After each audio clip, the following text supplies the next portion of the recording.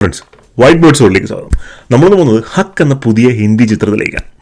Supreme കോടതിയിലെ landmark ജഡ്ജ്മെൻ്റായ ഷാനോ Begum കേസിനെ അടിസ്ഥാനമാക്കി എടുത്തിരിക്കുന്ന സിനിമയാണ് ഹക്ക്. ഹക്കിൻ്റെ മലയാളത്തിലുള്ള അർത്ഥം അവകാശം അല്ലെങ്കിൽ റൈറ്റ് എന്നാണ്.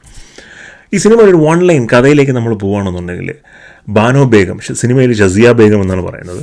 ഷസിയ ബേഗം മധ്യപ്രദേശിലുള്ള ഒരു ലേഡിയാണ്. അവർ അഹമ്മദ് ഖാൻ എന്ന് പറയുന്ന വക്കീൽ കല്യാണം കഴിച്ച് പുള്ളിക്കാരൻ്റെ വീട്ടിലേക്ക് കൊണ്ടുവരുന്നു. എന്നാൽ അവർ പ്രഗ്നൻ്റ് ആയിരിക്കുന്ന സമയത്ത് തന്നെ ഇവരോടൊത്ത് പറയാതെ, ഇവരുടെ പെർമിഷൻ ഇല്ലാതെ അഹമ്മദ് ഖാൻ വേറൊരു വിവാഹം കഴിക്കുന്നു. സായിറ എന്ന് പറയുന്ന ഒരു പെൺകുട്ടിയാണ് വിവാഹം കഴിക്കുന്നത്.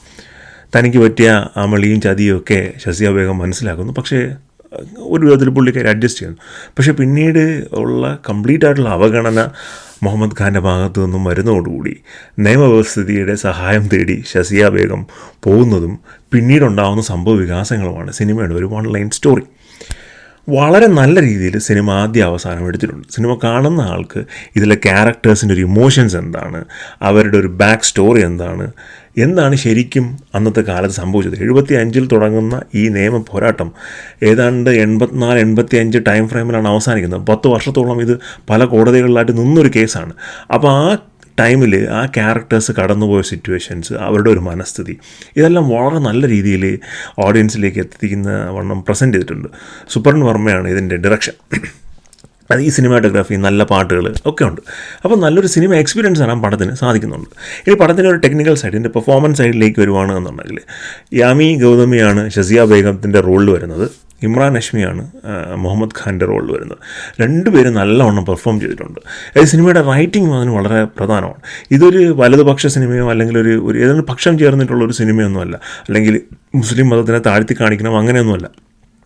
ഒരു ന്യൂട്രൽ സ്റ്റാൻഡിൽ അന്ന് നടന്ന സംഭവങ്ങൾ നമ്മൾ മുന്നിലേക്ക് പ്രസൻറ്റ് ചെയ്യുകയാണ് ചെയ്യുന്നത്. അത് മുസ്ലിം മതത്തിനെ അങ്ങനെ താഴ്ത്തി കാണിക്കുന്നില്ല എന്ന് മാത്രമല്ല, അതിൻ്റെ ചില ക്യാരക്ടേഴ്സിൻ്റെ, ഈ യാമി ഗൗതമിയുടെയൊക്കെ അച്ഛനായിട്ട് വരുന്ന ക്യാരക്ടേഴ്സിൻ്റെയൊക്കെ ഒരു ആർക്കുണ്ട്. നല്ല ഗംഭീരമായിട്ടുള്ള ആർക്കാണ്. നമുക്ക് വളരെ ഇഷ്ടം തോന്നുന്ന ടൈപ്പ് ഒരു ക്യാരക്ടറാണ്. അപ്പോൾ ആ യാമി ഗൗതമിയുടെ ക്യാരക്ടർ ആയാൽ പോലും ഡയലോഗ്സൊക്കെ, അപ്പോൾ ആ ക്യാരക്ടേഴ്സ് നല്ലവണ്ണം എഴുതിയിട്ടുണ്ട്. അത് എങ്ങനെയാണോ ആ റൈറ്ററും ഡയറക്ടറും ഒക്കെ ഉദ്ദേശിച്ചത് അതുപോലെ സ്ക്രീനിൽ പ്രസൻറ്റ് ചെയ്യാനായിട്ട് രണ്ടുപേർക്കും സാധിച്ചിട്ടുണ്ട്. യാമി ഗൗതമിയുടെ പെർഫോമൻസ് ഇമ്രാൻ ഹാഷ്മിയുടെ പെർഫോമൻസിനേക്കാളും ഒരു പടിക്ക് മേലെയാണ്. അത് ഈ കാര്യങ്ങളൊക്കെ കൊണ്ട് തന്നെ നമുക്ക്, ഞാൻ നേരത്തെ പറഞ്ഞ പോലെ, നല്ലൊരു സിനിമ എക്സ്പീരിയൻസ് പടത്തിന് തരാനായിട്ട് സാധിക്കുന്നുണ്ട്. അതിനോടൊപ്പം തന്നെ ഈ കേസ്, ബാനോ ബേഗം മുഹമ്മദ് അഹമ്മദ് ഖാൻ കേസ് എന്ന് പറഞ്ഞു കഴിഞ്ഞാൽ ഇന്ത്യൻ ചരിത്രത്തിൽ തന്നെ പലതവണ റെഫർ ചെയ്യപ്പെട്ടിട്ടുള്ള ഒരു ലാൻഡ്മാർക്ക് ജഡ്ജ്മെൻറ്റാണ് ഈ കേസ്. ഞാൻ ആ കേസിൻ്റെ ഡീറ്റെയിൽസിലോട്ടൊന്നും പോകുന്നില്ല. പക്ഷേ ആ നടന്ന സംഭവങ്ങൾ എന്തൊക്കെയാണ് എന്നൊരു ഓവറോൾ വ്യൂ തരാനായിട്ട് ഈ സിനിമ വളരെ ഹെൽപ്ഫുള്ളാണ്. ഒരുപാട് ഡീറ്റെയിൽസിലേക്കോ അല്ലെങ്കിൽ കേസിൻ്റെ നൂലാമാലകളിലോട്ടൊന്നും കയറി പോകുന്നില്ല എങ്കിൽ കൂടിയും ഇത് കണ്ടു കഴിഞ്ഞാൽ ശരിക്കും എന്തായിരുന്നു ആ കേസെന്നും എന്തായിരുന്നു അതിൻ്റെ പുറകിലുള്ള ഡീറ്റെയിൽസ് എന്നും മനസ്സിലാക്കാനും നമുക്ക് സാധിക്കും. വളരെ ഫാമിലി ഫ്രണ്ട്ലി ആയ ഒരു പടമാണ്. അങ്ങനെ വയലൻസ് സീൻസോ അങ്ങനെയുള്ള മോശപ്പെട്ട ഡയലോഗുകളോ അങ്ങനെ ഒന്നും തന്നെയില്ല. വളരെ നീറ്റായിട്ട് ഒരു ഫാമിലി ആയിട്ടൊക്കെ ഇരുന്ന് എൻജോയ് ചെയ്ത് കാണാൻ പറ്റുന്ന നല്ലൊരു സിനിമയാണ്. നല്ലൊരു വീക്കെൻഡിന് വന്നിരിക്കുന്ന രണ്ട് പടങ്ങളാണ്. ഒന്ന് പ്രെഡേറ്റർ ബാഡ്ലാൻഡ്സും ഒന്ന് ഹക്കും.